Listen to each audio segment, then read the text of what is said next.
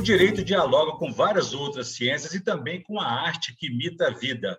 Quais são as possíveis contribuições do cinema, por exemplo, com o mundo jurídico? Quais são as convergências? Esses são os principais temas de estreia do nosso programa, o Conexão ANMP, uma produção da Associação Mineira do Ministério Público. E para falar sobre o assunto, eu tenho a honra de receber aqui o nosso primeiro entrevistado, que é o promotor Alessandro Garcia Silva, da 12ª Promotoria de Justiça de Divinópolis, no Oeste Mineiro. Doutor Alessandro, obrigado por nos atender e prestigiar essa iniciativa da ANMP. Eu que agradeço, eu acho interessante, pioneiro, importante. A ANMP já fez isso com a literatura, que é uma arte importantíssima, e agora com a 7ª arte, que é o cinema, e eu acho excelente, fico muito feliz de poder participar, ainda mais em tempos sombrios que vivemos, né, esse tempo de pandemia, eu acho muito bom. Bom, e a você que nos acompanha, por favor, inscrever-se no canal da ANMP MG e deixe lá suas sugestões e comentários que serão muito bem-vindos. Bom, mas o nosso tema aqui é mais do que jurídica, ciência jurídica, é também arte e cinema, né? O doutor Alessandro é estudioso do direito eleitoral. O doutor Alessandro tem também livros publicados, autor de vários, entre eles o mais recente é o Crime Eleitoral, Aspectos Teóricos e Práticos, né? Pela Arraiz Editores. Muito bem, mas a nossa conversa, como eu disse aqui, hoje nós vamos focar o direito por um outro ângulo, né? Da sua relação com as artes.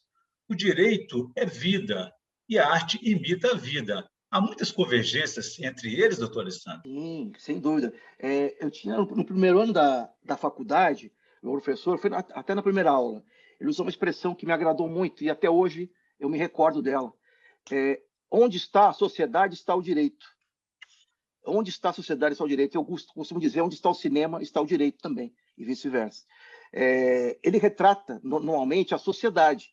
E o direito é reflexo disso. O direito é uma disciplina que ela interage não só com o cinema, mas com filosofia, com bioética, enfim, com vários outros vetores. Aí a importância de conhecer o direito e ter um olhar opositivo a tudo que acontece. O senhor é conhecido também por essa paixão com o cinema, né? Qual seria a contribuição do cinema para as ciências jurídicas? Eu vou te dar um exemplo.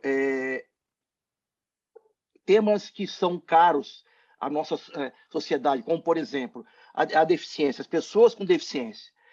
Quando você vê um filme como O Meu Pé Esquerdo, que retrata um personagem real, que é interpretado de maneira brilhante por Daniel Day-Lewis, que somente tinha o pé esquerdo no qual ele pintava, você começa a ver de outra forma a realidade. Você vê o que aquela pessoa com a mobilidade reduzida, o que ela passa. Eu acho que importante é justamente isso, é estimular o olhar o positivo e educar o nosso olhar. Por isso que eu acho fundamental, e outra coisa, gerar a sensibilidade, tirar um pouco daquele lugar hermético que é o ambiente forense, frio, e trazer um pouco aflorar um pouco esse olhar diferente.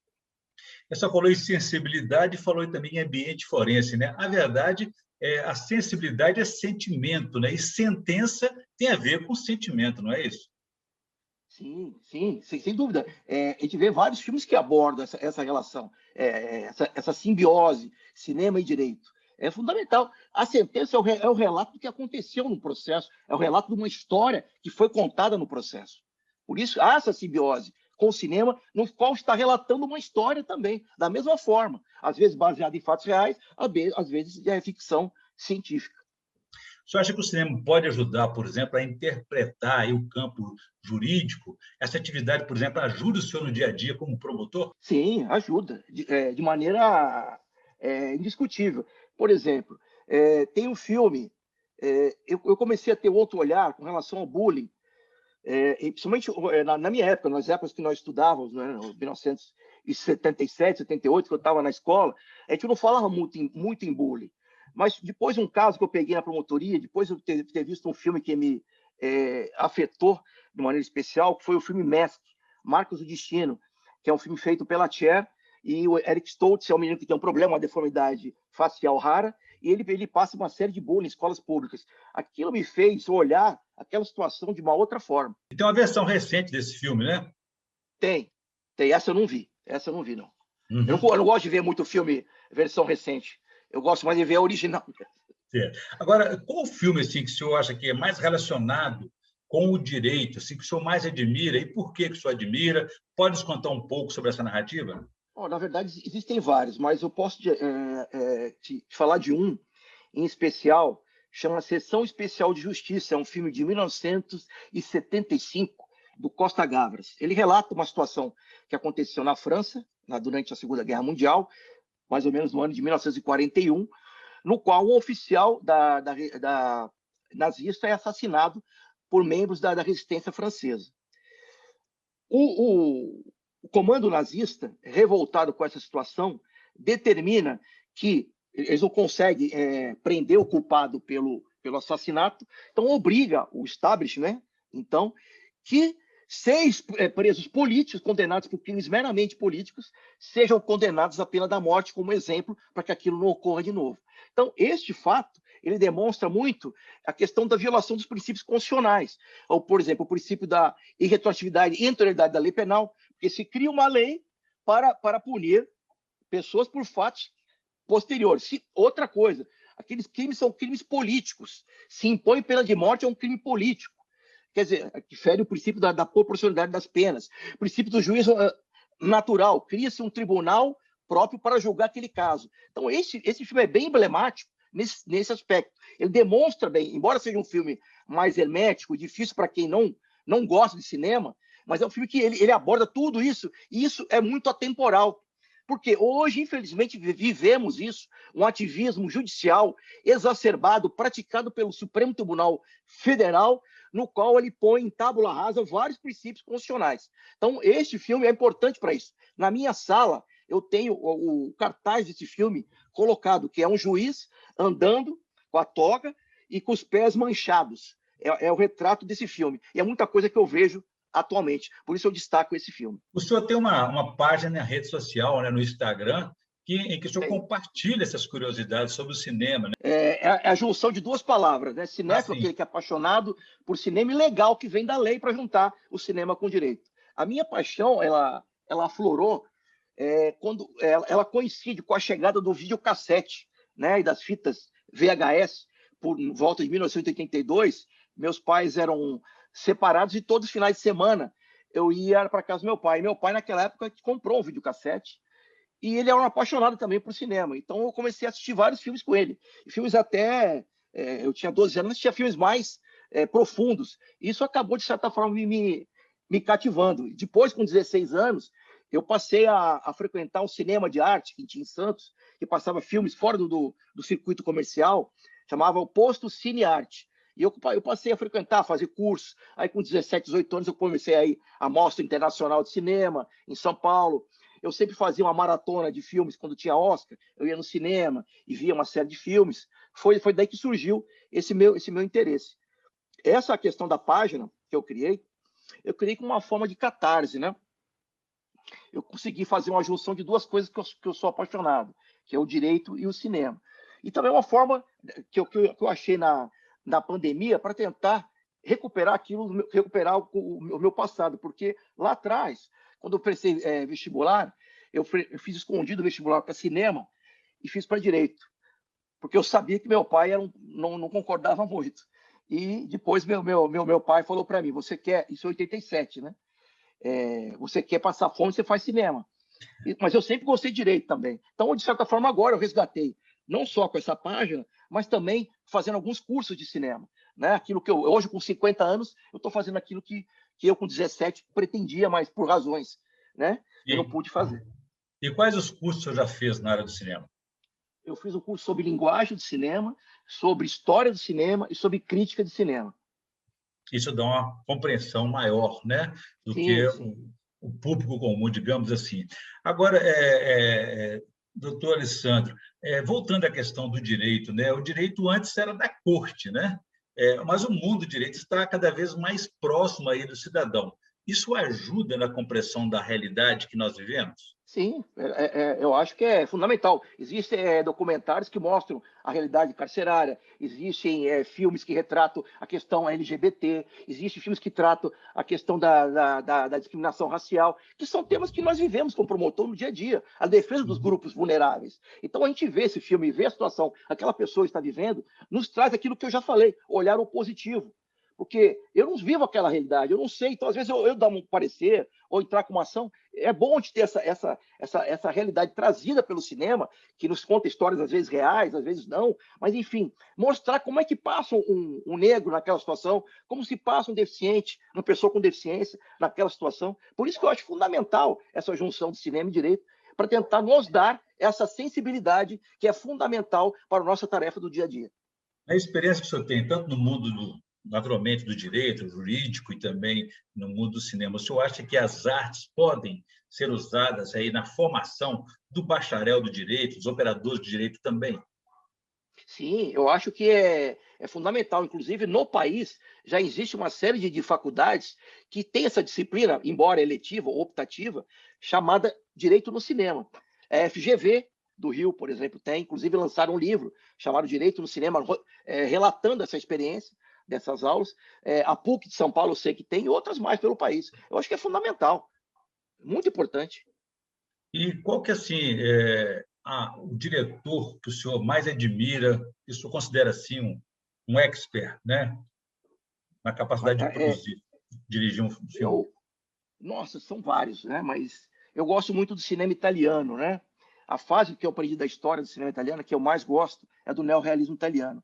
E para mim, aquele diretor que me traz ainda muita coisa daquela época do neorrealismo italiano é um diretor chamado Giuseppe Tornatore.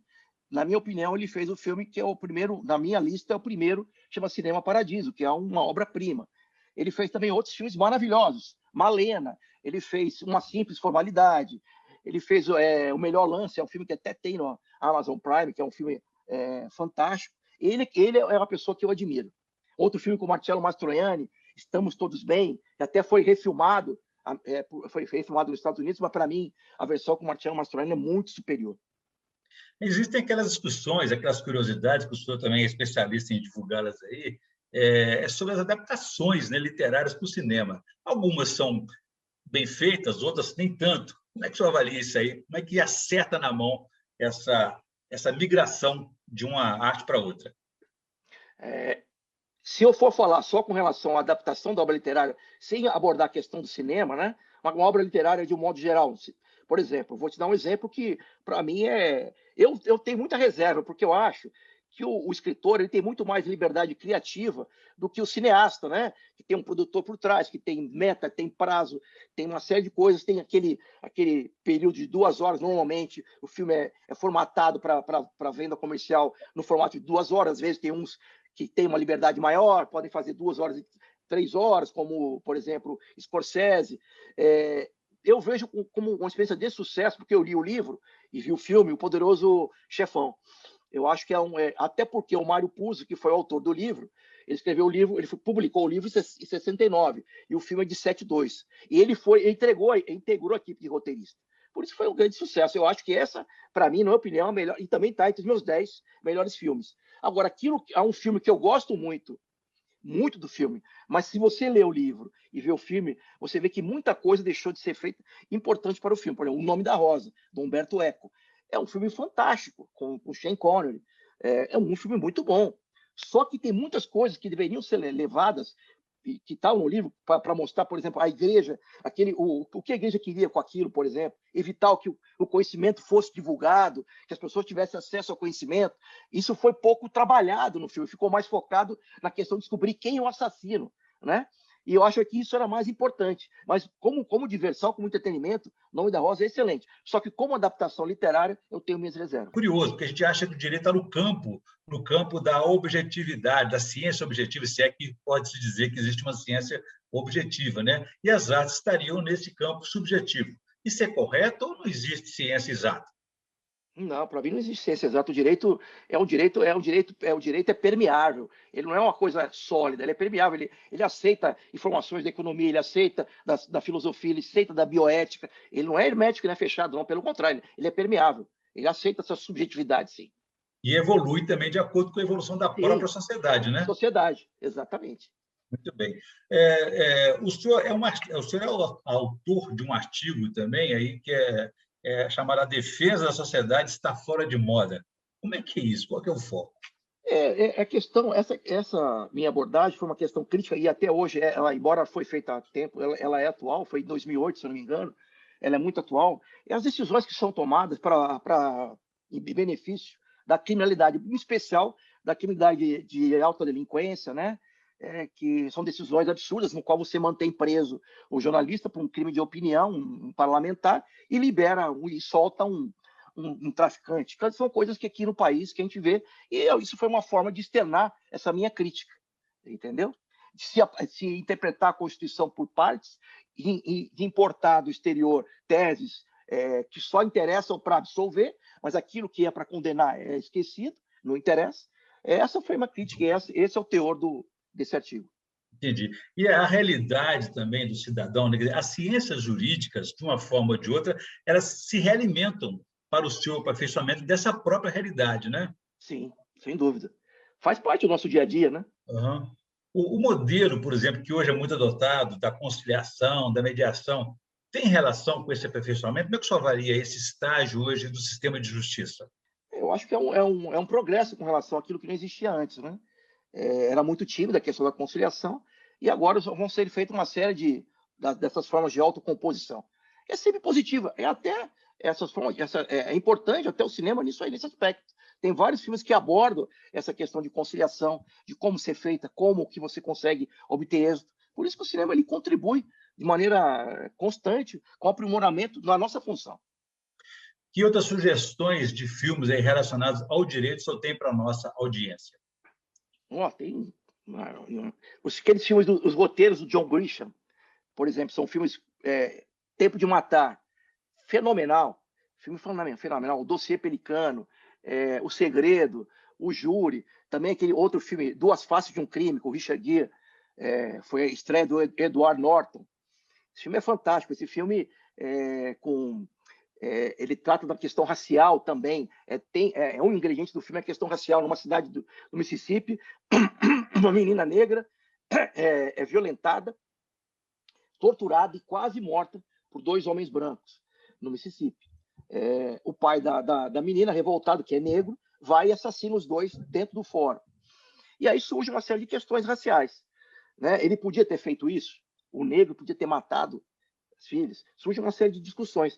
E eu acho que resume bem o filme quando o Donald Sutherland, que é o mentor do Matthew McConaughey, que é o advogado do chamado Jake Brigance, fala para ele: essa causa é estranha.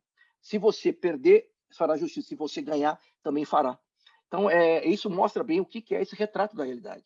Esse é outro filme excelente. O próprio Sessão Especial de Justiça é outro filme muito bom, que deve ser visto também. 12 Homens e uma Sentença. Uma sentença do Sidney Duas, Lumet. Tem duas versões, né? Eu prefiro duas de versões. 57 do Sidney Lumet. Eu prefiro essa. Eu fiquei encantado com o debate, né? Jurídico ali em torno daquela questão. Mas, sinceramente, eu não saí convencido da inocência do inocentado. É porque lá é unânime, né? Lá o sistema do júri é inglês lá, né? Então requer a unanimidade, diferente daqui, né? E por isso que causa, às vezes. Eu também concordei com você também. Eu achava que ele tinha que ser condenado, mas.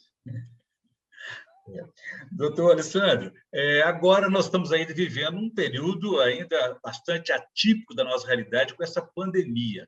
Que indicações de filme o senhor daria para a nossa audiência? Olha, tem um filme que eu falei até do diretor, que é o diretor que eu mais gosto, Giuseppe Tornatore, chama The Best Offer, O Melhor Lance. É com o Geoffrey Rush, que é um ator fenomenal.